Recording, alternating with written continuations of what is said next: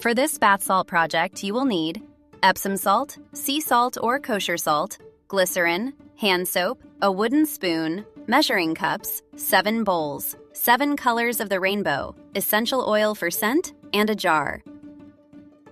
This activity works great for a group of kids. First, prepare the salt mixture.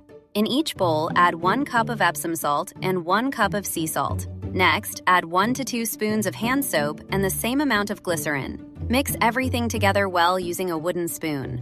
Then, add a few drops of essential oil to give your bath salts a nice scent. Repeat this process until you have all 7 bowls filled with salt mixture. Now it's time to add color. Start with red, then orange, yellow, green, blue, indigo, and purple. Mix each bowl until the color is evenly blended. In the video, you may see a small amount of salt, but for a group of about 20 to 25 kids, each bowl should contain about 1 to 1.5 cups of each salt. Finally, fill your jar with the colored salts.